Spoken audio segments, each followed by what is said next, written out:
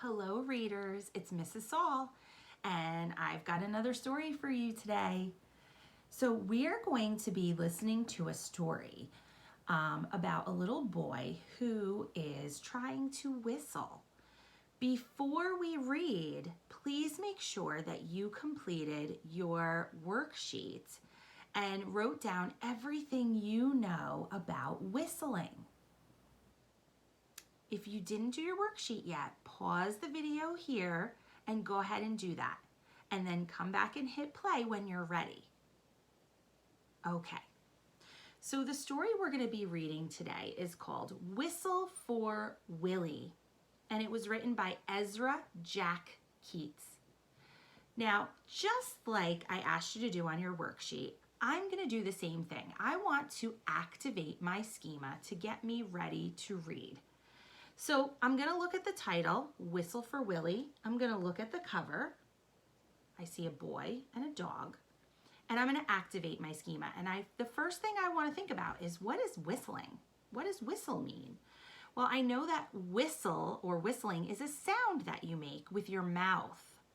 You use your lips and your tongue has to be in a certain spot and your teeth.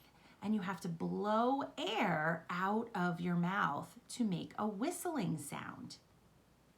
I also know that whistling can be hard to learn how to do. And that sometimes there are people, even adults, who don't know how to whistle because it's not a very easy thing to do. It's not something we just automatically know how to do. It's something we have to kind of teach ourselves. So what else? Well, I know people who could whistle really, really loud, and they have like all these different kinds of whistles where they can put their fingers in their mouth and make this really, really loud whistling sound. And I know there's quiet whistling where you're barely blowing any air out. Let me see if I can whistle.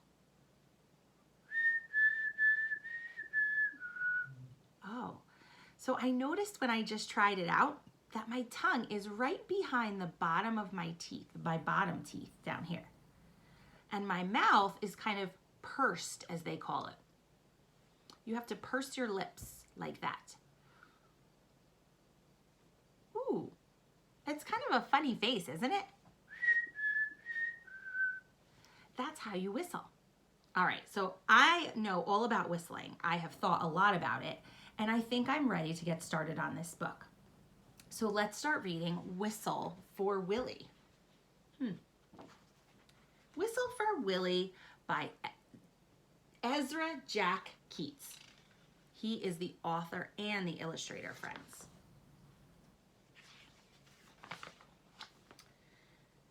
Oh, how Peter wished he could whistle. You know, I know we just started and it's the first page, but I noticed something about this character here.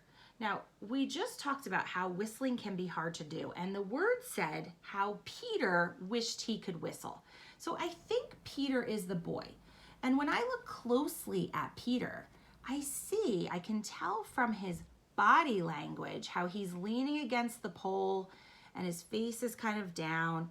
I think I can infer, using my schema about whistling, using my text evidence, how it said, the word said that Peter wishes he could whistle, and the picture is showing me his body language, which looks to me like he's kind of sad. So we can infer that Peter is a little sad that he doesn't know how to whistle. Look at that face. He kind of looks like he's like this. I wish I could whistle. He saw a boy playing with his dog. Whenever the boy whistled, the dog ran straight to him.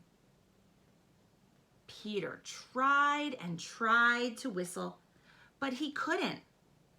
So instead, he began to turn himself around. Around and around he whirled, faster and faster. So I know that when something, I have a text-to-self connection here, because I know that when something is hard to do for me, but it seems easy for someone else, it kind of makes me feel bad. So I wonder if that's how Peter's feeling here. He sees this boy whistling for his dog and the dog comes running when he whistles. I think that's probably the reason that that Peter wants to learn how to whistle, because he wants to be able to whistle and his dog will come. Remember, we saw Peter with his dog on the front cover here. Now I'm thinking Willie is the dog because we know the boy's name is Peter. When he stopped, everything turned down and up and up and down and around and around. Oh, friends, do any of you have a text connection here with Peter, who has just been spinning around and around and around and around in circles his whole body? Stop and think for a minute. Have you ever tried to do that? I know I have. And I think what's happening here, what the author is telling us, is that Peter is dizzy. That's what happens to me when I spin around and around in circles. So that is a text-to-self connection. I love when we can make connections in our books, especially things that relate to me. Those are my favorite kinds of connections. Peter saw his dog, Willie, coming. We were right, his name's Willie. Quick as a wink, he hid in an empty carton lying on the sidewalk.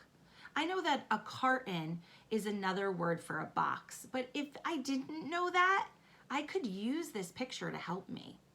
Okay, so a carton, as you can see, is a box. So he saw a box on the road. So he climbed inside. And friends, I don't know about you, but Mrs. Saul just had a text-to-text connection with the story we just read yesterday, The Stray Dog. Because in that story, they named the stray dog that they found in the park Willie. And this dog is named Willie too. Oh my goodness, that's crazy. So here's Peter hiding in a box. So when he saw Willie coming, Peter hid in a box. Wouldn't it be funny if I whistled? Peter thought. Willie would stop and look all around to see who it was. Peter tried again to whistle. But still he couldn't. So Willie just walked on. So friends, before when I said I thought maybe Peter wanted to know how to whistle so he could call his dog, I think we were right. Here he is hiding in the box. He wanted his dog. He wanted to be able to whistle so that his dog would turn and look to see who was whistling. But it didn't work, even though he sat in the box and tried and tried. I like that he doesn't give up. He keeps trying, right? Peter got out of the carton and started home. That means he is walking home. On the way, he took some colored chalks out of his pocket and drew a long, long line. So he left the box, and I like how Ezra Jack Keats drew this long line Peter is making with chalk on his way home. Look, he went right around the girls jump roping. And he drew the line right up to his door. He stood there and tried to whistle again. He blew till his cheeks were tired, but nothing happened. Again, he's not giving up. He's definitely trying hard to learn how. He went into his house and put on his father's old hat to make himself feel more grown up. He looked into the mirror to practice whistling. I love this page. It says he went home and put on his dad's old hat to make him feel more grown up. I am again having a text-to-self connection. When I was young, I used to love to walk around the house in my mom's shoes, especially her big high heels. Those were the most fun, although not when I would trip or fall out of them. But I'm having a connection with this character because that was something that I liked to do when I was young. And when I was wearing my mom's shoes or her boots, it used to make me feel so grown up. So I understand how the character's feeling here. He looked into the mirror to practice whistling. Still no whistle. Look at his little face when he's trying to whistle. I love it.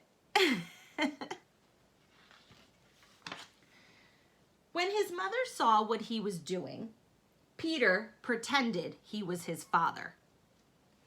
He said, "I've come home early, dear. Is Peter here?" His mother answered, "Why, no, he's outside with Willie."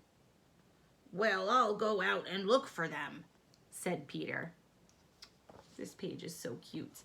So when Peter's mom sees him with his dad's hat on, he decides he's going to pretend to be his dad. So he's talking in his dad voice, and he said, "I've come home early today, dear. Is Peter here?" So he's pretending he's his dad looking for Peter, even though he's Peter. So silly. And I love how his mom, she just plays along. She goes right along with it and says, "Oh, he's pretending to be his dad, so I'm just going to pretend with him." Oh, I know, he's outside with Willie. First, Peter walked along a crack in the sidewalk. Then he tried to run away from his shadow.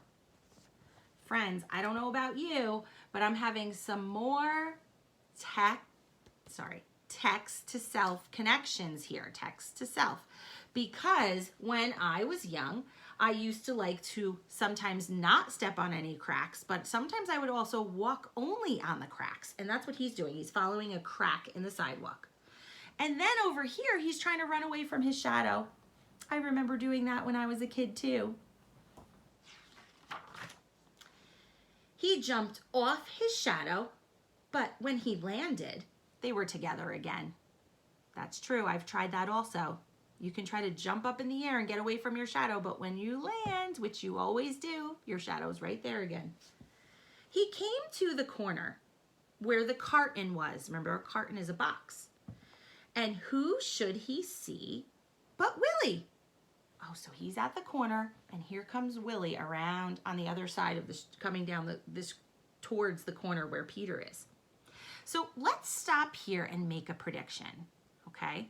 Remember, when we want to make a prediction, we're going to use everything that has happened in the story so far, everything we know that has happened and everything we know about the characters to make a guess about what is going to happen next. A prediction is when you're thinking about what is going to happen next in the story. When I turn the page, what do I think is going to happen? So I know in this book so far, the first thing we learned, the very first words told us that Peter really wished he knew how to whistle. And all through the book, Peter has been trying to whistle. He's been practicing whistling. We also learned that he wants to whistle because he wants to call his dog. He hid in a box and tried whistling because he wanted to trick Willie into looking around to see who is whistling because he can't see them if they're in a box. So using all that information about the story, all the things we've seen and heard so far, what do you think Peter is going to do next? Tell somebody next to you what you think. I'm going to think about for a minute what I think Peter's going to do next.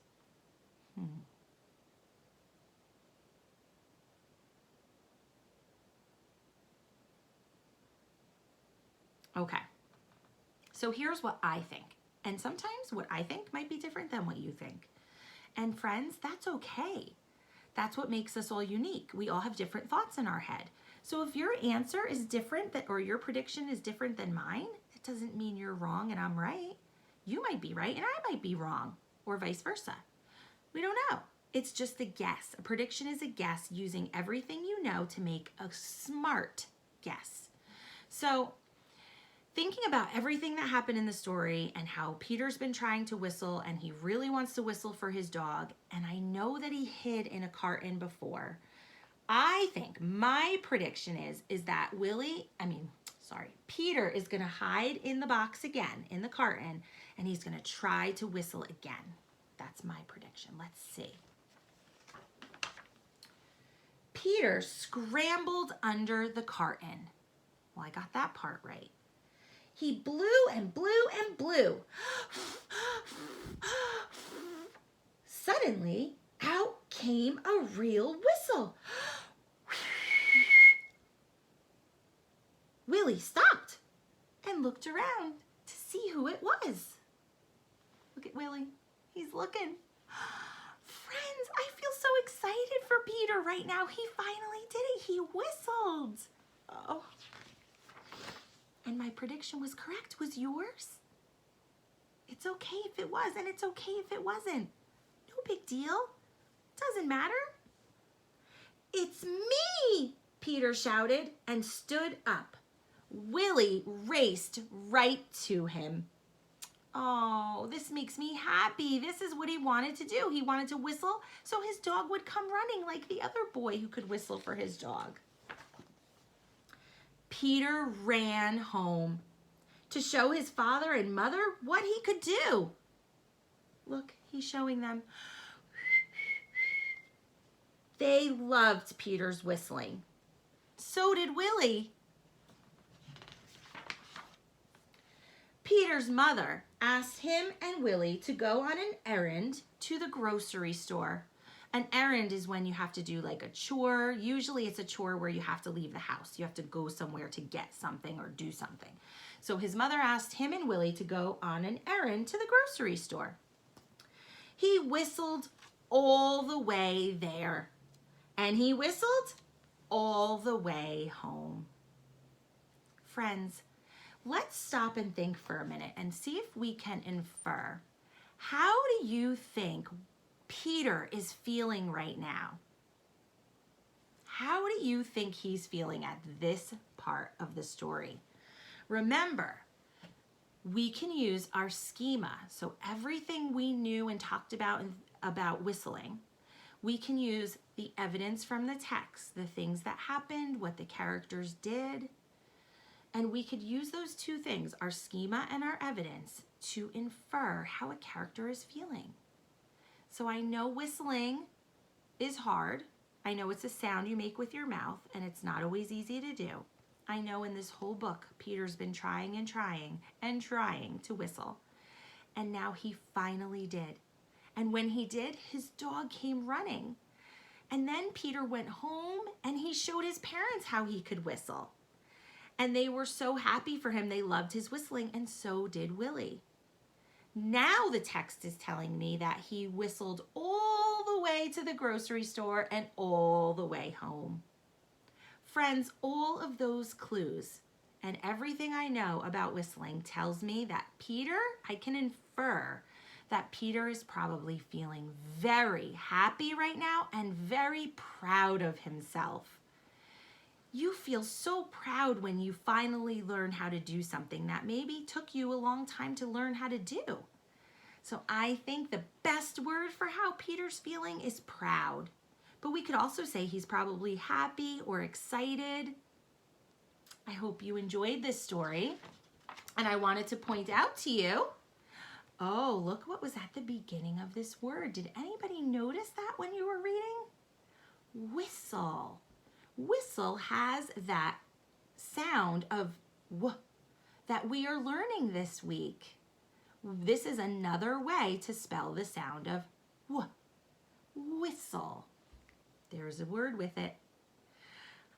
Last, I just want to give a little shout out to Miguel.